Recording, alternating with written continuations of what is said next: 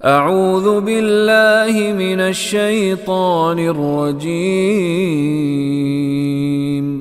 بسم اللہ الرحمن الرحیم۔ سر میرا ایک سوال ہے جی بسم اللہ۔ سورہ روم آیت نمبر 54 میں ذوف کا لفظ 3 دفعہ استعمال ہوا ہے۔ کس کا جی؟ ذوف کا سورہ روم میں 3 دفعہ، اور وہ پاکستان کے جتنے بھی نسخے ہیں اس میں وہ پیش کے ساتھ ہے، عربی مصحف میں وہ زبر کے ساتھ ہے۔ اس کے حاشیے میں بھی لکھا ہے کہ یہ زبر اور پیش دونوں کے ساتھ پڑھا جا سکتا ہے۔ اگر یہ فرق ہے تو پھر ایک جو دعویٰ کہ جی قرآن میں کوئی فرق نہیں ہوگا، ہم جہاں بھی اٹھا کے پڑھ لیتے ہیں، اس کی کیا حیثیت ہے؟ ویسے تو یہ جو 7 دفعہ یا 10 دفعہ وہ جو قرآن پڑھنے کے مختلف جو لہجے ہیں، قرأت کے جو انداز ہیں، شاید یہ اس میں میرے علم میں نہیں ہے، شاید اگر اس کی وجہ سے ہے تو ہمیں تو یہ کہا جاتا ہے کہ جی ہم قرآن کی زیر زبر کے اوپر بھی یقین ہمارے لیے ہمارے ایمان کا حصہ، اگر یہ چینج ہوگا تو شاید اس میں اس کے معنی بھی نہیں بدل رہے۔ ذوف کا مطلب کمزوری ہے، اور اس میں زبر کے ساتھ پڑھیں گے تو بھی وہی ہے، اور پیش کے ساتھ پڑھیں گے وہی ہے۔ میں اس بارے میں تھوڑا سا پتا کرنا چاہتا ہوں کہ یہ کیا ہے اور کس طرح آیا مبارکہ میں نے کھول دی، دیکھنا چاہتا ہوں۔ اللہ الذی خلقکم من ضعف ثم جعل من بعد ضعف قوة ثم جعل من بعد قوة ضعفا وشیبہ۔ یہ عربی مصحف میں ہے، اگر جو ہمارے یہاں پہ لوکل جتنے بھی نسخے ہیں اس میں یہ سارے تینوں لفظ پیش کے ساتھ نہیں، وہ ہو نہیں سکتے دوبارہ۔ آپ دیکھ لیجیے جو سامنے پڑھا ہے، اس میں دیکھ لیجیے جو ڈاکٹر صاحب کے پاس ہے، دکھائی دے رہا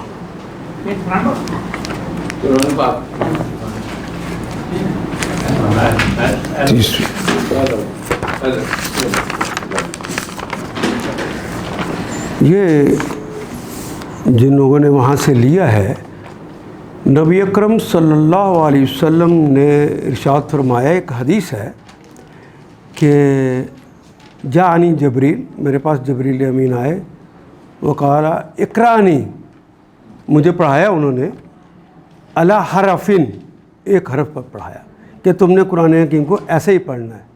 لیکن میں نے کہا کہ میری امت کے اندر بعض لوگوں کی زبان جو ہے اس کے اوپر یہ کلمات چڑھتے نہیں ہیں، تو میں نے جبریل امین سے درخواست کی کہ اللہ سے کہیں کہ ایک حرف کی بجائے زیادہ کر دیں۔ بعض زبر لگاتے ہیں، کوئی پیش لگاتا ہے، کوئی اس کو تبدیل کر کے کلمہ دوت کہتا ہے، کوئی کچھ کہتا ہے۔ تو آپ ذرا جس طرح ایک تھا گروہ، وہ آیا نبی صلی اللہ علیہ وسلم کے ساتھ، وہ الف لام کی جگہ پہ الف میم لگاتا تھا، الف میم کی جگہ الف لام لگاتا تھا، الحمد کہنے کی بجائے ام حمد، وہ اس طرح کہتا تھا۔ تو نبی صلی اللہ علیہ وسلم نے اسی کی رعایت کرتے ہوئے کہا کچھ لوگ ہیں جو کہ اپنے قبیلے کی زبان کی وجہ سے بول نہیں سکتے، تو آپ نے آہستہ آہستہ درخواست کی، تو اللہ نے 4 دفعہ جب فرشتہ واپس گیا تو کہ اللہ نے اب اجازت دی ہے کہ آپ سب حروف پر قرآن حکیم کو پڑھ سکتے ہیں۔ یہ صحیح حدیث ہے، اور اتنی تواتر کے ساتھ حدیث ہے، اتنی تواتر کے ساتھ ہے کہ 21 صحابہ نے اسے روایت کیا ہے۔ بخاری شریف کے اندر 4 اسناد کے ساتھ، اور مسلم شریف کے اندر 2 اسناد کے ساتھ یہ حدیث آئی ہے۔ اور ایک دن جب قرآن حکیم کو جب نازل ہوا تو اس وقت زبر زیر بھی نہیں تھے اور متفرق لکھا ہوا تھا، اس کو جب جمع کیا حضرت عثمان بن عفان نے، تو اس وقت لوگوں سے کہا کہ لوگوں، کیا تم میں سے کوئی شخص ایسا ہے، جمعے کی نماز پڑھی جا رہی ہے، کیا تم میں سے کوئی شخص ایسا ہے جس نے رسول اللہ سے یہ سنا ہو کہ نزل القرآن علی 7 احرف، 7 حروف پہ نازل ہوا ہے؟ تو اتنے لوگ کھڑے ہو گئے کہ جتنے گنے نہیں جا سکتے تھے۔ اس پر عثمان نے کہا میں بھی تمہارے ساتھ شامل ہوتا ہوں، یہ بات میں نے بھی سنی۔ میں کوئی بات سمجھا سکا جی؟ اگر ایسا ہو تو وہ اس قبیلے کی وجہ سے ہے۔ حضرت عثمان بن عفان نے اس مسئلے کو حل کرنے کے لیے کہ اس زمانے میں بھی لوگوں نے صرف لڑے نہیں، ایک دوسرے پہ کفر کا فتویٰ دے دیا، حتیٰ کہ حشام بن حکیم نماز مغرب پڑھا رہے ہیں اور عمر بن خطاب پیچھے ہیں، انہوں نے اسی طرح کی تفریق دیکھی تو کہا پکڑ کے لے آئے رسول اللہ کے پاس کہ بتاؤ اس نے غلط پڑھا ہے. تو حضور نے حضرت پہلے ہشام بن حکیم سے پوچھا کس طرح پڑھا تم نے؟ تو انہوں نے جس طرح پڑھا تو اسی طرح پڑھ کر سنایا. کذالک انزلت رسول اللہ کا جملہ ہے، اسی طرح نازل ہوا ہے. تو پھر کہا کہ عمر تم پڑھو، تو عمر نے پڑھا ذرا مختلف تھا تو انہوں نے بھی کہا کذالک انزلت، اسی طرح نازل ہوا. یہ رعایت کی ہے کہ اگر کوئی اپنی زبان کی وجہ سے وہ جملہ صحیح نہیں کہہ سکتا تو اسے کوئی گناہ نہیں ہوگا. مثال، عربی زبان میں ایک کلمہ ہے ہی نہیں، گاف، 2 نقطے والے کاف کو آج بھی عرب جو ہے وہ گاف کہتے ہیں، حالانکہ وہ تو عرب الفابیٹس میں نہیں ہے، ان کی زبان سے ہٹتا ہی نہیں ہے. مصریوں کے ہاں چلے جائیں وہ جیم کو گیم پڑھتے ہیں، ان اللہ گمیل یحب الگمال، ان کی زبان سے ہٹتا ہی نہیں ہے. تو یہ رعایت دی ہوئی ہے، لیکن کسی نے لکھا غلط نہیں ہے، لکھا ٹھیک ہو. کہاں یہ اس میں یہ کیا ہے؟ اصل میں جو فرق آ رہا ہے وہ ضعف اور ضعف کا فرق ہے، ضعف اور ضعف، اور یہاں پہ بے ضعف، یعنی یہ ضمہ کیونکہ اس میں لکھا ہوا ہے کہ قرأ حفص بضم الذات، ہاں امام حفص کے وہ مطابق قاریوں نے لکھا ہوا ہے کہ قاری کا نام ہی لکھا ہوا ہے، جس طرح بعض جگہ پڑھا گیا انہوں نے ویسا پڑھ لیا. تبدیل ہو گیا نا، جو عربی نسخے ہیں اس میں زبر کے ساتھ ہے، ہمارے یہاں پہ پیش کے ساتھ ہے. تو وہ جو دعویٰ جی قرآن میں فرق نہیں ہے، یعنی وہ عراب کا ہی ہے چاہے، لیکن وہ مطلب میرے لیے نہیں کہ لکھنے میں نہیں ہونا چاہیے، پڑھنے میں جو مرضی آپ کلمہ کے اندر کوئی فرق نہیں ہے. بولنے یہ زبر زیر صرف آواز کے اندر تبدیلی پیدا کر رہے ہیں. جو فرق آتا ہے جس کی وجہ سے معنی تبدیلی ہوتی ہے وہ آخری حرف کے اوپر جو چیزیں لگتی ہیں وہ اعراب جسے کہتے ہیں اس سے فرق پڑتا ہے، اس میں بھی کوئی فرق نہیں آئے گا.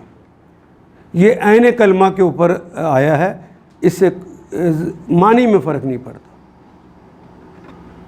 یہ مثلا محظورن آیا ہے، کہیں نہیں آئے گا محظورن نہیں آئے گا، تمام نسخوں میں محظورن نہیں آئے گا. یہ بھی صرف پورے قرآن میں ایک ہی جگہ ہے، یہ جو اس طرح کی تبدیلی وہ کہیں ایک جگہ پر میں نے کہا نا کہ ایک روایت کے مطابق ایسا ہے، انہوں نے ایسا پڑھا تو وہ اس کی اجازت کی حد تک ہے، بس جس کی اجازت مل جائے اجازت کی حد تک ہے. میں نے اس لیے پوری آپ کو تفصیل بتا دی کہ 7 حروف کے بارے میں اس کی اجازت دی تھی کہ لوگوں کی زبان پہ نہیں آتے.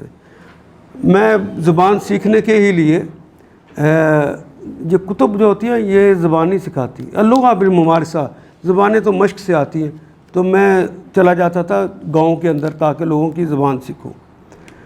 تو وہ ایک گاؤں میں گیا، وہ زمین کے نیچے تہہ خانے میں نماز پڑھا رہے تھے. تو ایک سعودی نے تکبیر کہی، اس نے قد قامت الصلاۃ کی بجائے کہا قد قامت الصلاۃ قد قامت الصلاۃ. ایک سوڈانی تھا، اس نے کہا کہ تو نے غلط پڑھی ہے. تو وہ بڑا متواضع سا انسان تھا، وہ پیچھے ہٹ گیا، انہوں نے کہا تم ٹھیک پڑھ لو، آ جاؤ. جب اس نے پڑھنی شروع کی تو جو سوڈانی وہ کاف کو غین کر کے پڑھتے ہیں، کہتا ہے غد قامت الصلاۃ غد قامت الصلاۃ. اسی طرح کتاب کا جو کلمہ کتاب کے لیے کاف لگاتے ہیں نا آخر پہ، قلوبک فی قلوبک، تمہارے قلبوں میں، قلوبکم، تو وہ کاف کو شین پڑھتے ہیں، وہ کہتا ہے فی قلوبشم، پڑھتے ایسے، لکھتے وہ وہی قلوبکم ہی لکھتے.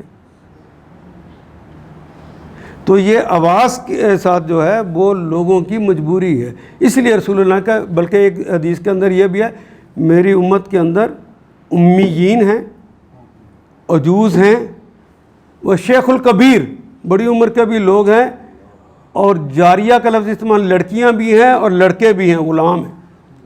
تو ان کی زبان پہ نہیں چڑھتے، اللہ اجازت دے دے تو پھر جبریل امین نے آ کے کہا 7 حروف کی تمہیں اجازت ہے۔ جزاک اللہ کہتے ہیں نا، لیکن عورت کو کہنا ہو تو کہتے ہیں جزاک اللہ کہنا چاہیے۔ نہیں، جزاک اللہ ہی کہنا، تمہیں اللہ کی۔ الف لام